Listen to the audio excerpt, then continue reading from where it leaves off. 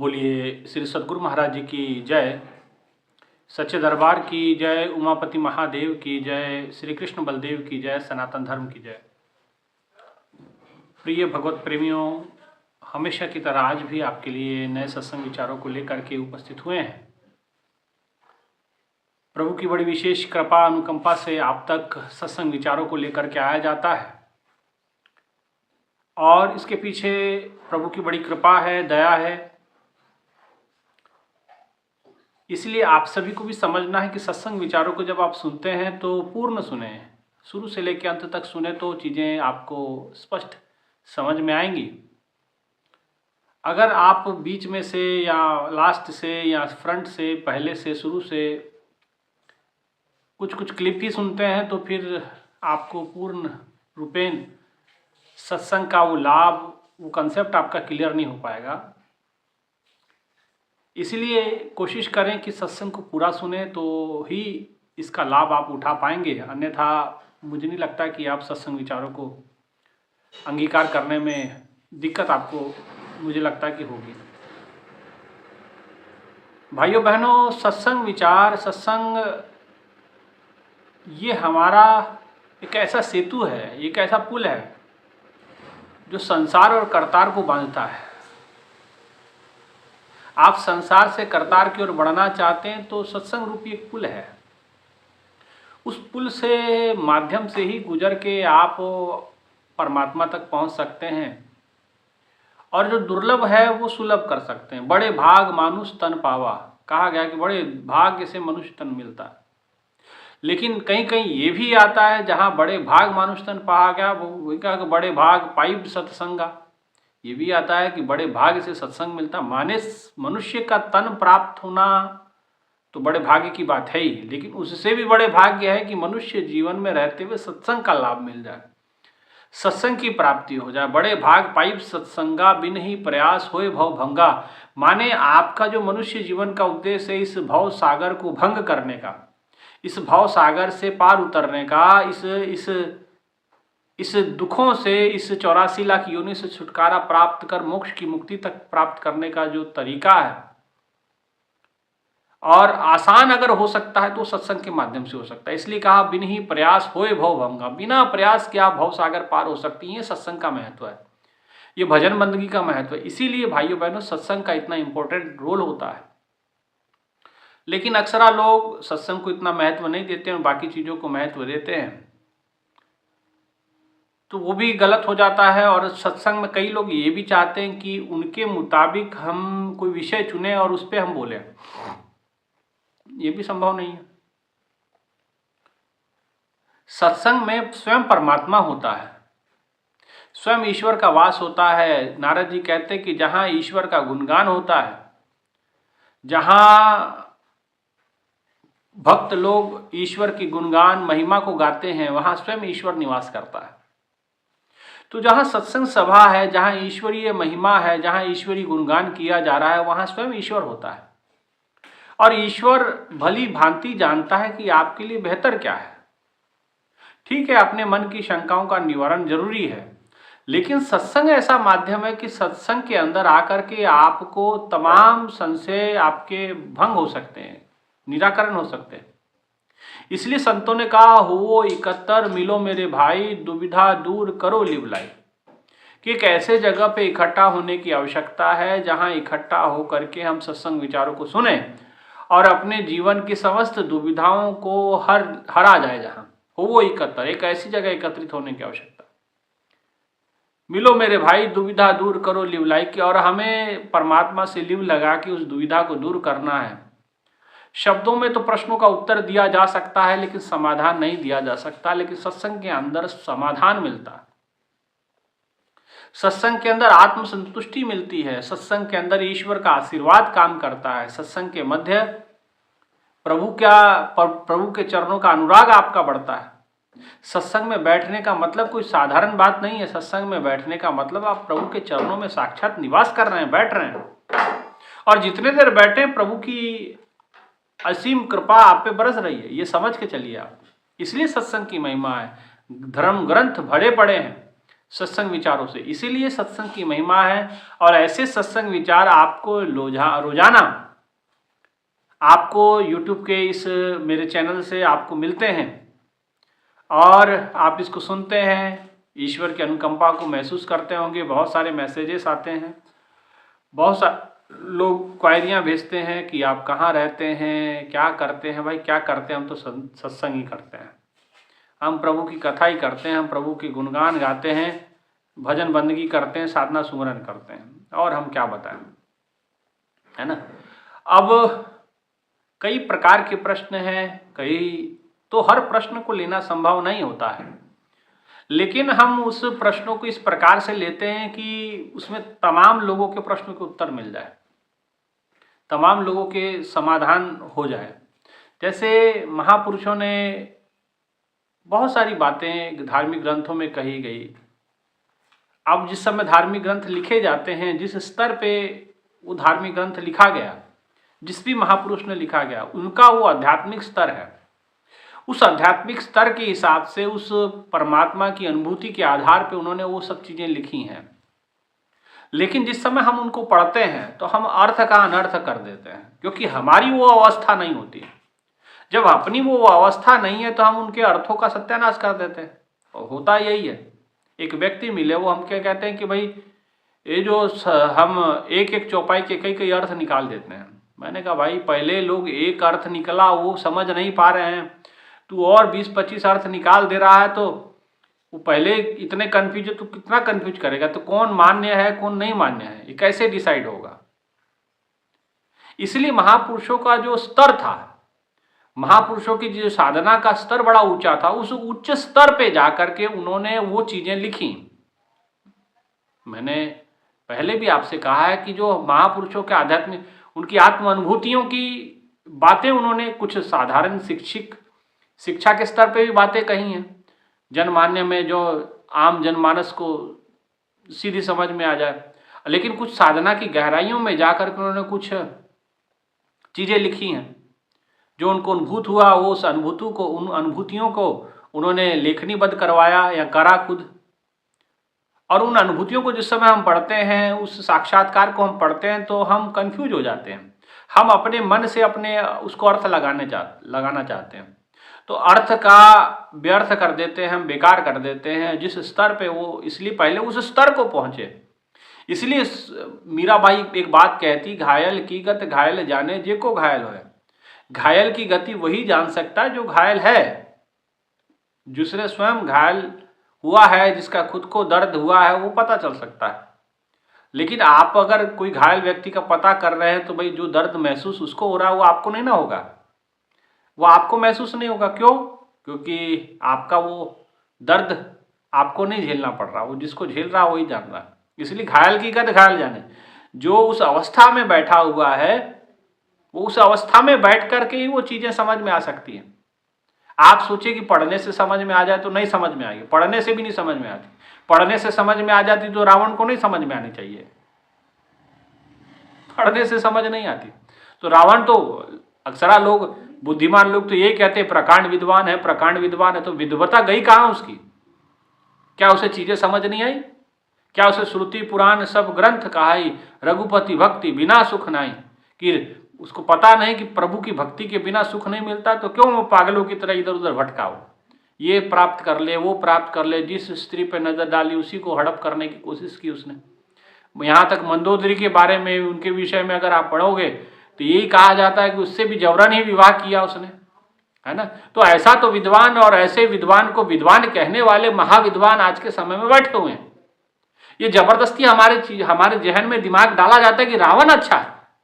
अरे भाई रावण कहाँ से बेहतर? मुझे तो अगर बेहतर था तो राम जी को मारने की आवश्यकता क्या पड़ी? कोई बेहतर इंसान को मारा जाता है? तो ये जो चीजें हमारे दिमाग में डालने का काम जो करते हैं ना ये कुछ लोग। अच्छा, अब एक और चीजें मैं आपको कहता हूं, ट्रेंड सेटिंग होती है।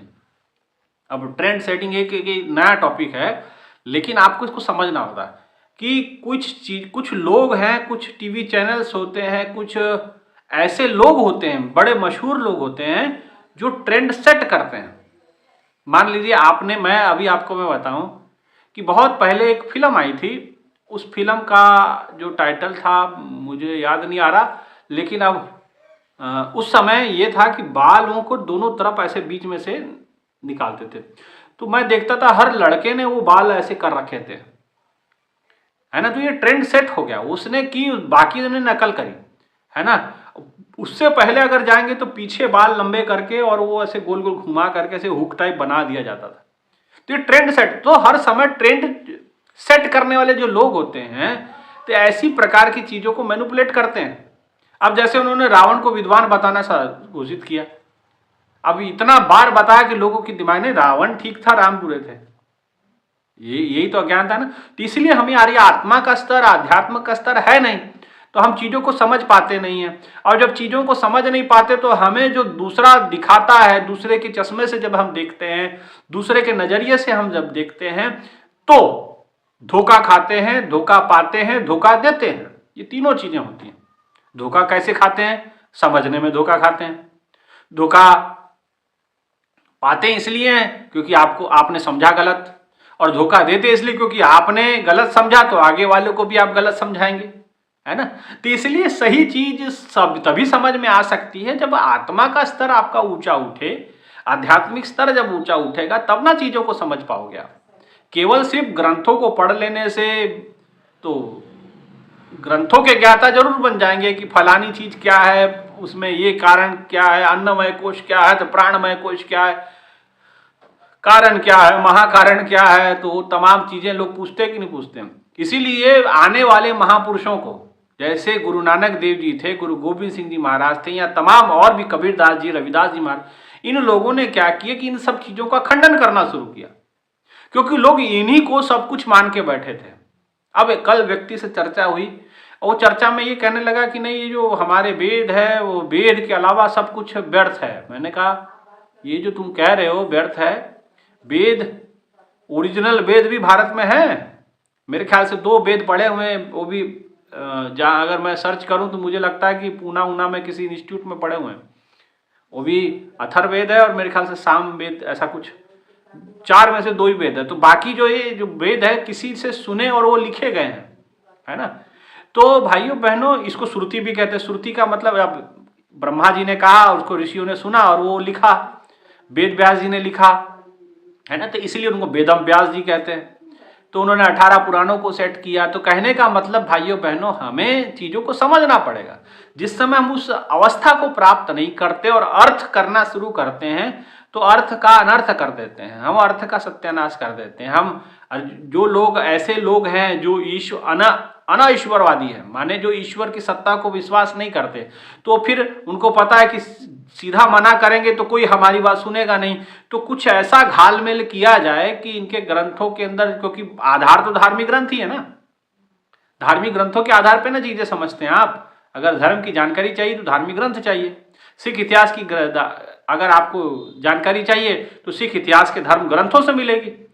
सनातन धर्म में अगर आपको जानकारी चाहिए तो सनातन धर्म के जो पार्श्व ग्रंथ हैं, वेद है, उपनिषद है ना, जिसे वेदांत कहते हैं, और आदि गुरु शंकराचार्य जी द्वारा रचित है ग्रंथ है, विवेक चूड़ामणि है, रामचरितमानस है, वाल्मीकि जी की रामायण है, 18 पुराण है, तमाम 6 शास्त्र हैं। तो इनको पढ़ोगे तो सनातन धर्म की जानकारी आपको मिलेगी। तो उन्होंने कहा कि भाई क्यों ना इस धर्म को अगर सत्यानाश करना तो इनके धार्मिक ग्रंथों में हस्तक्षेप करो। उसके अर्थ को गलत तरीके से लोगों के सामने रखना शुरू किया गया। अब लोग पढ़ते नहीं हैं, सुनते हैं, और सुनने से आपको मैंने बताया कि सुनते हैं तो असर अंदर करता है और चीज़ें फिर वो हम अपने हिसाब से उसको करने लगते हैं। अब उसमें से एक मैं मोटी मोटी बात आपको लेता हूँ। जैसे लोगों ने रावण को विद्वान कहना शुरू किया। रावण को हमेशा विद्वान कहा जाता, मैं टीवी डिबेट्स में भी देखता हूँ। अक्सर तमाम बड़े बड़े लोग आके, नहीं रावण तो बड़े विद्वान थे, अपना स्त्रोत लिख दिया। क्यों? जो पुराना स्त्रोत था क्या याद नहीं हुआ क्या उसको? अपना स्त्रोत क्यों लिखना पड़ा? आखिर अपने स्त्रोत से वो क्या सिद्ध करना चाहता था? रावण हठी था, ये कह दो हम समझ सकते हैं। विद्वान था, किस इदारे, कहां विद्वता थी जब दूसरे की स्त्री हर के लाया? अगर आप किसी की स्त्री को हरण करके लाते हैं तो ये विद्वता कहाँ गई उसकी? वेद वेदांत कहाँ गया उसका? वेद वेदांत उसका गया कहाँ? और तमाम वेदांत में जो चीजें लिखी हैं, वेदों में जो चीजें लिखी वो कहाँ? वो भूल गया वो। तो भाइयों बहनों, उसका साधना का स्तर नहीं था, वो प्रवृत्ति दूसरी थी उसकी, इसलिए उसको असुर कहा। गुरु नानक देव जी ने मूर्ख कहा, ते रावण मूर्ख। वो रावण को मूर्ख कहा गया। कबीरदास जी ने रावण को मूर्ख कहा, संतों ने रावण को मूर्ख कहा, और आप टीवी पे बैठने वाले उसे कहते कि नहीं नहीं बड़ा समझदार था, विद्वान था, विद्वान था। किस आधार पे विद्वान कहते हैं आप भाई? और विद्वान बोल करके आप क्या सेट करना चाहते हैं कि रावण विद्वान है और राम जी विद्वान नहीं है? या आप राम जी की जो छवि है उसको धूमिल करने का प्रयास करते हैं, ये होता है। इसलिए भाइयों बहनों, ठीक है, रावण ने जो भी हासिल किया अपने स्वार्थ के लिए किया, अपने स्वार्थ, निजी स्वार्थ के लिए किया। और ऐसे स्वार्थी लोग कभी पूजनीय होते। त्यागी लोग, तपस्वी लोग पूजनीय बन जाते हैं, लेकिन स्वार्थी लोग कभी पूजनीय नहीं होते। और रावण स्वार्थी था, उसको हर चीज में खुद को चाहिए। लंका बनाई गई सोने की पार्वती जी के लिए, भगवान शिव ने बनाई, लेकिन उसे खुद को चाहिए, वो खुद मांग लाया। मंदोदरी से विवाह करना है, मंदोदरी को जबरन उठा के ले आया, जबरन उससे विवाह किया, है ना। वो तो स्वीकार कर रही कि भाई मेरे पिताजी के साथ इसकी लड़ाई होगी, तो जबरन, जब सब चीजें अपने लिए, माता सीता को वो जबरन ले आया कि नहीं हमारे साथ विवाह करो, अपनी स्वेच्छा से करो, है ना। माता सीता थी, वो तो आई उसके खात्मे के लिए थी, है ना। तो कहने का मतलब भाइयों बहनों, ये जो ट्रेंड सेट करते हैं लोग ना, इनसे थोड़ा सावधान रहा करो, थोड़ा अपना बुद्धि विवेक। और ये तभी होगा जब साधना का स्तर आपका ऊंचा उठेगा। ग्रंथों के अंदर बहुत ऊंची ऊंची बातें लिखी गई हैं, बहुत महान बातें लिखी गई हैं, महान विचार लिखे, लेकिन पढ़ने से वो महानता तक नहीं समझ पाएंगे। कबीरदास जी पे पीएचडी करने से लोग कबीर नहीं बनेंगे। नामदेव महाराज पे पीएचडी करने वाले से मैं मिला हूं, लेकिन वो नामदेव नहीं बनेंगे। और वो मीराबाई पे लोग पीएचडी कर रहे हैं। सूरदास जी पे एक व्यक्ति ने पीएचडी की, मुझे मिला काफी समय पहले, चेन्नई में मिला हो, उसने सूरदास जी की और पीएचडी की। लेकिन मैंने कहा सूरदास जी की चीजें नहीं मिलेंगी, अब सूरदास जैसी अवस्था आपको नहीं मिलेगी। सूरदास जी अपने अंतः जगत में बहुत कुछ खेलते थे, बहुत कुछ देखते थे। मैंने कहा क्या आप देख पाते हैं? मैं चेन्नई की बात बता रहा हूँ, कुछ साल पहले की बात बता रहा हूँ। चेन्नई में वो व्यक्ति मुझे मिले और मुझसे कहने लगे कि मैंने सूरदास, वो थे इधर ही साइड के थे, अपने उत्तर प्रदेश हाथरस साइड के थे, तो वो उस तरफ, वो एयरफोर्स में उधर ही काम कहीं करते थे। तो उस समय हमारा जाना हुआ तो मिले, तो कहते मैंने सूरदास जी पे पीएचडी की है। मैंने कहा सूरदास जी पे पीएचडी की है, थीसिस लिखा होगा? मैंने कहा, उसने कहा लिखा। तो मैंने कहा सूरदास जी को जो ज्ञान प्राप्त था, जो उनके गुरु बल्भाचार्य जी के द्वारा उनको प्राप्त हुआ था, क्या वो ज्ञान आपको प्राप्त हुआ? तो बोले इस विषय में तो मेरी जानकारी नहीं है। मैंने तो सूरदास जी पे आप पीएचडी कर रहे हैं, आप केवल उसके ऊपर कुछ थीसिस लिख दे रहे हैं, लेख लिख दे रहे हैं और आप महान बन जा रहे हैं। सूरदास जी की जो अवस्था थी, वो अवस्था थोड़ी आपकी आएगी। वो अवस्था ही उनकी साधना से, वो अवस्था ही उनके ध्यान से, वो अवस्था ही प्रभु के चरणों में प्रेम से, वो अवस्था उनकी आई उनकी भजन बंदगी से।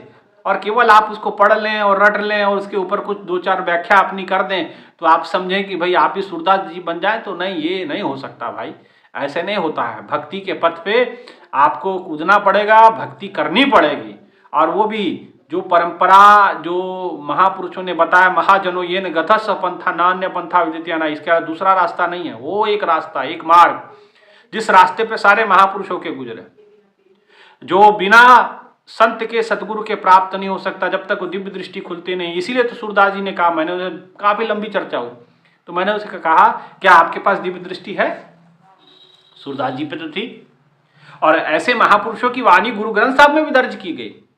छाड़ मन हर बेमुखन का संग, जाके संग से कुमत उपजत पड़त भजन में भंग, ये गुरबानी में भी दर्ज है श्लोक, और उनके सूर सागर नाम के ग्रंथ में भी मिलेगा आपको, है ना। इसलिए भाइयों बहनों, वो कहते हैं प्रभु मेरे अंतर के पट खोल, चाहे मेरी आंखें ले ले वो ज्ञान की आंखें खोल। जब तक ज्ञान की आंख नहीं खुली, अंतर के पट नहीं खुले, जब तक आंतरिक नेत्र नहीं खुला, जब तक ये दिव्य दृष्टि हमारी खुलती नहीं है, तब तक हमें थोड़ी कुछ समझ में आएगा। हम तो ठीक है पढ़ रहे हैं, पढ़ करके रट रहे हैं, जैसे वो जैसे विद्वान रावण वैसे आजकल के विद्वान बने हुए हैं, है ना। वो सोचते हैं कि इसको पढ़ लेने से, इसी चीजों को समझ लेने से हम परमात्मा तक पहुंच जाएंगे। पहुंच लो, पहुंच जाओ तो मुझे आगे बता दो कि आप कहाँ पहुंचे हैं। मैंने बड़े बड़े ऐसे ऐसे लोगों से, बनारस के अंदर ऐसे ऐसे लोगों से मैं मिला हूँ, और वो कहते हैं कि हमने ये पढ़ा, ये ऐसे होता है, ये चक्र ऐसे जागृत होता है, वो चक्र वैसे जागृत होता है। मैंने कहा अच्छा, जागृत तो आपके कितने हो गए? नहीं, हम तो प्रयास कर रहे हैं अभी। मैंने कहा तुम जिंदगी प्रयास करते रहो, होने वाला नहीं, क्योंकि बिना सतगुरु के ये होता नहीं है। कबीरदास जी ने इसी के ऊपर वार करते हुए कहा, सतगुर ऐसा खेल दिखाया, मुहे देख अचंबा आया, नाभि कुंड से पकड़या मुझको 10वां द्वार लंघाया। सतगुरु ऐसा खेल दिया, बिना सतगुरु के कहाँ होने वाला भाई। ये जबरदस्ती काम आप कर रहे हैं, पागल जरूर हो जाएंगे। महाराज जी हमारे कहते थे, पागल जरूर हो जाओगे, ये सब उल्टे पुल्टे काम करोगे तो। और होते भी हैं, मैंने देखा। ये सब अकर चक्र जागृत करने वाले ये सारे पगलोटी बनते बाद में जल करके, और खुद भी पागल रहते हैं, परिवार वालों की पागल बना के रखते हैं। खुद की बुद्धि भ्रष्ट करती है, दुनिया की भी भ्रष्ट करने की कोशिश करते हैं। इसलिए भाइयों बहनों, भक्ति करना नहीं चाहते हैं, आखिर चक्र जागृत करके करना क्या चाहते हैं? आखिर सबका ध्येय तो मोक्ष है ना। और सबसे सरल मार्ग महापुरुषों ने बताया कि भाई भक्ति है परमात्मा की। और वो भक्ति मिलती कैसी? सतगुरु बिन ना मिलते भक्ति। पूछे ब्रह्मे नारदे वेद व्यासे कोई, भाई रे गुरु बिन ज्ञान ना हो। वो भक्ति का विषय, वो ज्ञान जो है, बिना ब्रह्मा जी से पूछ लो, वेद व्यास जी से, ब्रह्मा जी के मुख से ना वेद निकले हैं जो लिखे गए हैं। और संतों ने क्या कहा? पूछे ब्रह्मा नारदे, कि भगवान ब्रह्मा जी से पूछ लीजिए, क्योंकि ब्रह्मा जी के मुख से ही जो बातें निकली, जो विचार निकले, उसे ऋषियों ने, मुनियों ने, वेद व्यास जी ने वेदों के रूप में उसको लिखा है। वेद व्यासे कोय, नारद जी से पूछ लो, वेद व्यास जी से पूछ लो कि भाई आप जिन्होंने लिखी है सब चीजें, उनसे पूछ लो, गुरु बिन ज्ञान ना हो। गुरु नानक देव जी तो उनसे जाके पूछो कि गुरु के बिना ज्ञान होगा क्या? नहीं होने वाला। तो हम वो करते नहीं है, वो प्राप्त करना नहीं चाहते, प्रभु की प्राप्ति होने नहीं चाहते। हम तमाम अकर चक्र में लगे रहते हैं कि ये स्वाधिष्ठान चक्र है, ये मूलाधार चक्र है, ये फलान। ठीक है, हो गए चक्र, काट के देख लो शरीर में कोई एक आध चक्र मिलेगा। ये सब सूक्ष्मता बातें, ये साधना की अवस्था की बातें हैं। ये साधना किस स्तर पे जाके समझी जा सकती है। आप कागजों में, चीजों में, अब ये जो जितनी 7-8 चक्रों की चर्चा आती है, अब इसके ऊपर इतनी ग्रंथें लिखी, इतनी किताबें लिखी हैं कि आप उन सब किताबों को पढ़ लोगे ना, आप पागल ही हो जाओगे कि भाई ये सत्य है कि ये सत्य है कि ये सत्य है, क्योंकि हर व्यक्ति ने अपने अपने अनुभव के आधार पर लिखी है।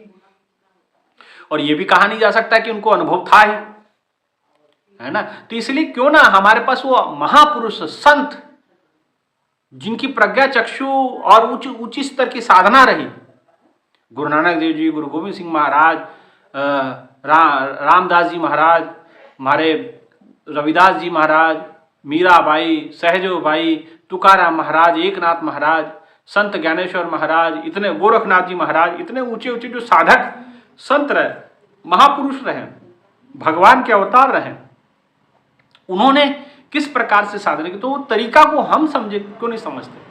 और वो तरीके को जिस समय आप समझने की कोशिश करेंगे तो पाएंगे मूल में सतगुरु है, और सतगुरु की कृपा से दिव्य दृष्टि खुलती है, और जब खुलती है आंतरिक चक्षु खुलते हैं। प्रभु मेरे अंतर के पट खोल, चाहे मेरी आंखें ले ले वो ज्ञान क्या। मैंने वही इसको समझाया सूरदास जी के ऊपर जो PhD करा था। मैंने कहा भाई, जब तक आंतरिक चक्षु खुलेगा नहीं, तुझे कुछ समझ में आने वाला नहीं, तू कुछ जानने वाला नहीं।